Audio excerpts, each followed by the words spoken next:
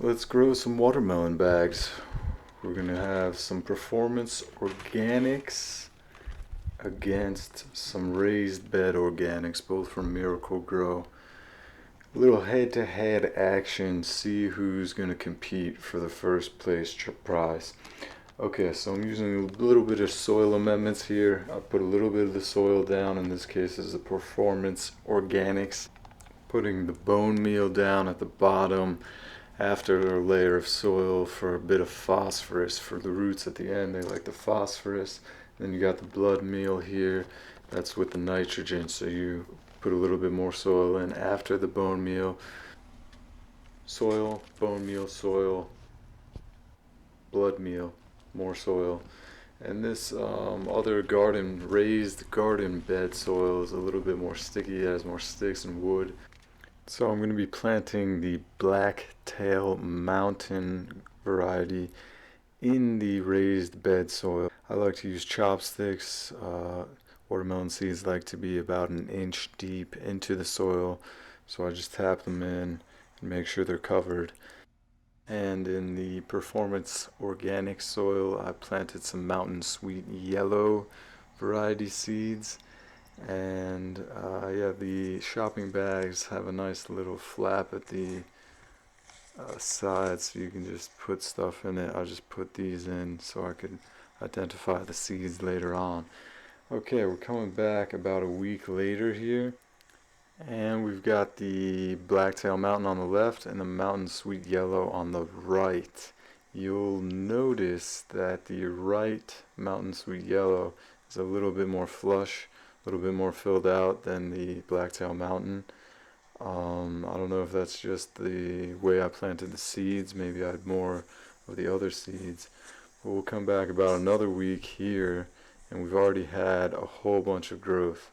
And I can't tell if that's due to the soil or just the variety of seed I planted, but it does seem like the Mountain Sweet Yellow with the Performance Organics did a little bit better. Remember the third seed from the beginning, Halbert Honey, I planted in the ground. 2 months later, August 24th, this is what the Halbert Honey looks like. Now, I like the bag method so much, I planted a whole bunch of different varieties of stuff. We'll get back to that later, but for now, we'll focus on the watermelon. This is 1 month later, and they've really gotten big, huge, with a ton of vines growing, lots of flowers. I should have thinned them out. These guys are just sprawling out everywhere. They've got 5 limbs each. I should have trimmed them down, and that would help them focus on individual vines and fruits. So watermelons need a lot of water, especially when you put them in the bags. They dry, the soil dries out a little bit quicker. I use a little rain barrel here, and yeah, I usually water them almost twice a day in the middle or end of August. I'm going to give you a little preview of our other bags here, but this is 2 months later, August 24th, and they are booming.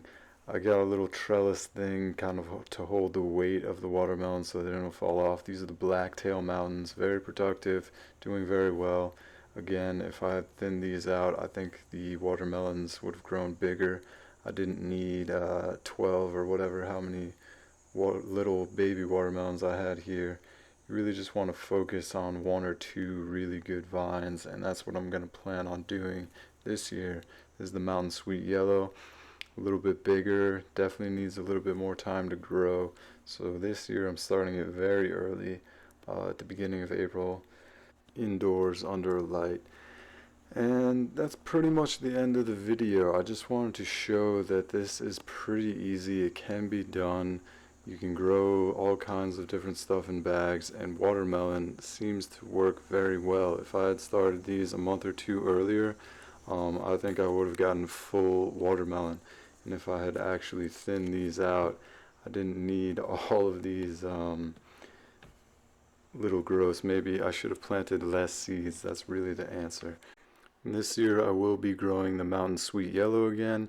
I believe I saved some of the Blacktail Mountain. I'm not sure about the Halbert Honey, but I will try and grow those again. I'm just going to put them all in bags.